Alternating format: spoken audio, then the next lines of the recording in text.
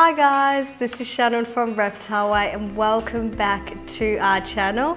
We've got another very special guest with us today. We've got gorgeous Lizzy, and today's video is going to be everything you need to know about the blue-tongued lizard's diet. And in particular, we are talking about the northern blue-tongued lizard. However, this video is still useful for pretty much all the species of blue-tongue. You'll just need to really look into their protein to plant ratio and how often they need to be fed. So for example, if you've got a shingleback, they need less protein, but because of their lack of protein in their diet, they need to be fed a little bit more regularly. But this video is still useful for the different food types and the research aspect. But anyway, let's dive into this video. So first of all, we're going to start off with what do we actually know about their wild diet from a scientific perspective. So I researched a bit of this. I found some pretty relevant scientific papers that we're going to check out to give us a bit more of an insight into the diet of wild blue-tongued lizard.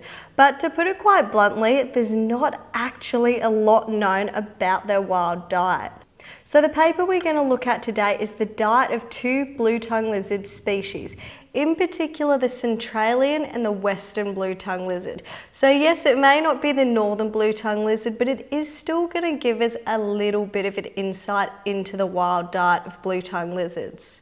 Now this particular paper, it did have some interesting findings, and in particular it found that a large proportion of the plant matter that was consumed was actually fruits and seeds. So one Western blue-tongued lizard went to town on the berries and ate about 226 berries. So that was pretty interesting. Now also when it came to the protein content, they found that they did eat quite a few different invertebrates, so bugs. So they consumed beetles, grasshoppers, crickets, insect larvae, so there was quite a bit of useful information found in this study.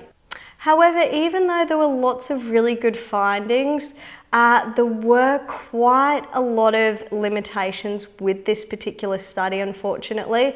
So for example, the population pool of blue-tongued lizards that was used was only 30, and they were museum specimens that were pretty much dissected to figure out their stomach contents. So doing it this way, you're only going to get a snapshot of about a week or so into their diet out of an entire year. So you're not going to see things like seasonal differences in their diet, or even they didn't really use lots of different ages of blue-tongued lizards, so babies, juveniles, adults, to see the differences in their diet between the age groups. So again, that was a bit of a limitation.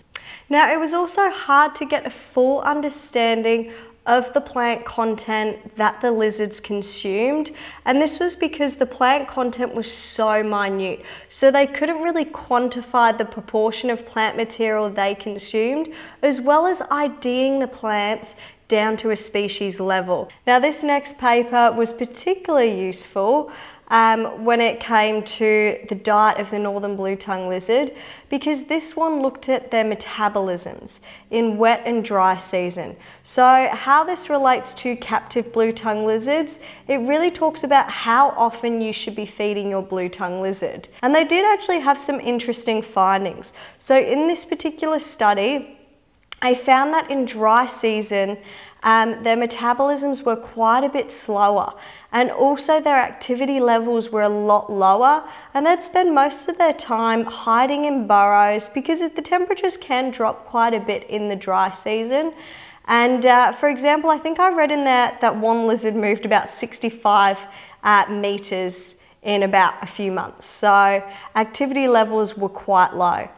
Also, they did find in the wet season, they did pitfall traps, net sweeping to see the amount of invertebrates or bugs in the wet season compared to the dry season, and they did find there were a lot more invertebrates in the wet season, so a lot more food availability. So not only did you have the blue-tongued lizards' metabolism going faster in the wet season that they found, but also there was a lot more food availability when it came to protein, also plant matter as well probably, because in wet season a lot of rain, the vegetation flourishes. So yeah, a lot more food availability in the wet season, but this study particularly found that there were a lot of invertebrates.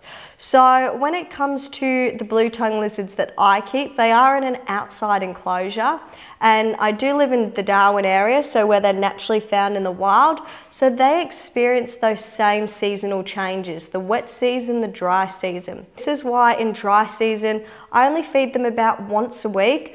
Good old Lizzy here, she didn't eat for about 4 weeks or so. She went into brumation, which is sort of like a reptile hibernation, where she wasn't hungry, she just sort of burrowed down and just chilled out and slept the entire time. So her activity levels were a lot less and she ate a lot less food. Whereas in wet season, I feed them a little bit more. I feed them about twice a week. So they get their main meal once a week, and then they get on another day a few bugs. So yeah, and that's because their activity levels are a lot higher. They're moving around a bit more, a lot more active. And that's supported by this research as well. They eat more in the wet season compared to the dry season. Now this might be different if you're not in a tropical area and you don't have a wet and a dry season. If you've got them inside and it's a very constant temperature all year round, you should be fine feeding them, the adults, once to twice a week's maximum, but once a week should be fine if they're getting a balanced meal. So in relation to our knowledge of the wild blue-tongued lizard's diet, unfortunately it is super limited, and that's just because of the lack of studies that are available, and the studies don't really delve into their overall diet throughout an entire year, so it takes into account seasonal changes in their diet as well as how their diet varies depending on age. Next up, we are going to look at the northern blue-tongued lizard's captive diet. So I've created this table, and this table is really good because it lists all the safe foods, all the poisons, the ratios when it comes to the plant and protein content, and also how often you should feed your blue-tongued lizard depending on its age. So a good thing to really focus on this table and have a look at, because all the rest is self-explanatory, safe foods, poisons, etc. So a good thing to have a look at right now is the ratios. Now when it comes to the northern blue-tongued lizards, any lizards under 12 months old, you're looking at an increased amount of protein. So about 70 to 80% of their diet should be protein. And then as adults, you're probably looking at about 45 to 60% of their diet should be protein. Also, we've got how often they should be fed depending on their age, so that's really important to consider, and it is just a rough guideline. So obviously, if your blue-tongued lizard is taking a little bit longer to put on weight, you probably don't want to reduce that food content just because it says in this bit of information. Or if it's growing a lot quicker and putting on weight quicker, you may want to decrease that food a little bit earlier on. But roughly the amount of food that adults should be getting is about 1 to 2 tablespoons. So roughly the food needs to be the size of their head. So feel free with this table, you can pause it here, screenshot it, write some notes down. It's really good when you go to the shops to have this table to refer to. I still use it to see, oh, what vegetables are really good, can I buy? So yeah, really good to use just as a reference. And this is from an Australian perspective of the particular vegetables, fruits and things we can access here. Now another hot topic of debate is obviously feeding your lizards dog and cat food. Now when I first heard this, I was like, no, you cannot feed your lizards dog and cat food. That can't be healthy, it can't be good for them, but I thought I better not make assumptions. Let's actually look into this and research this and see whether it is a healthy option for them. And I was so pleasantly surprised of how far dog and cat foods have come. So in particular, I was looking at brands that I could access not only in Australia, but that was easy to access up in the Northern Territory, Darwin in particular.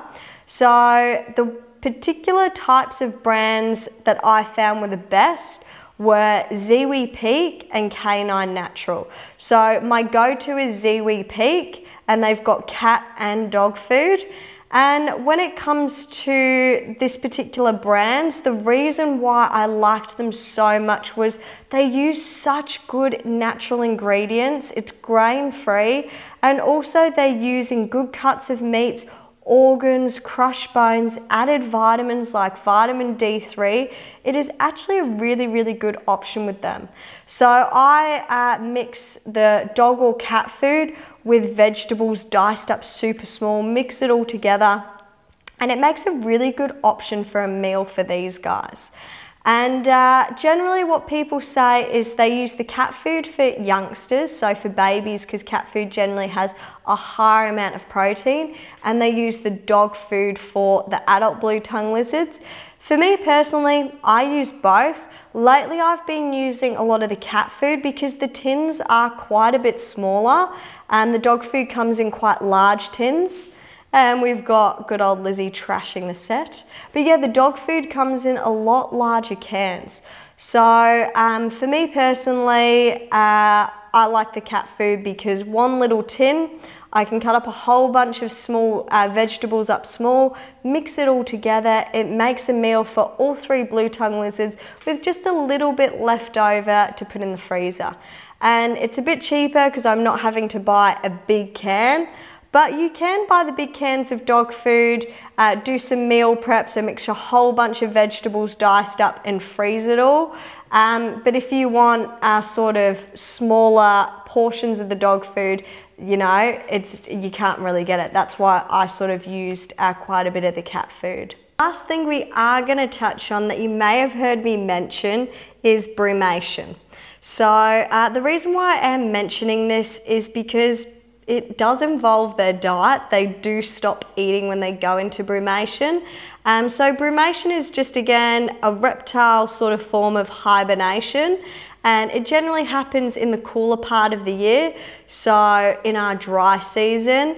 And it is sort of less common with the more tropical species. However, it does occur. For example, Lizzy went into brumation for about 4 weeks or so where she didn't touch any food. And we did get a big drop in the temperatures in our dry season this year. So if you do find your blue tongue lizard isn't eating and it's around that dry season period or a colder period in the year where you're living, and they're just burrowed down, hunkered down, it could be because they're in brumation. Now, I'm not going to dive too much into this, but Reptiles has some amazing information on brumation, especially when it comes to the different species of blue tongue lizards and their brumation habits, and how to sort of safely encourage them into brumation if you want to do that, and how to encourage them out of brumation. So I found Reptiles had probably one of the best sources of information when it came to that. So feel free, go on their website, check that out, and don't panic. If your lizard doesn't eat, especially in those cooler months, it is a natural behavior. You do just want to make sure that they've got enough fat reserves on them, and also when they're coming out of it, give them a little bit more of a more protein intense feed. So if they are very underweight, pinky mice are really good to feed. You can feed them some steak, kangaroo, beef steak, as well as, I'd say, the mixture of that high quality dog food with vegetables mixed in. Also, eggs are a good one to get them to put on weight.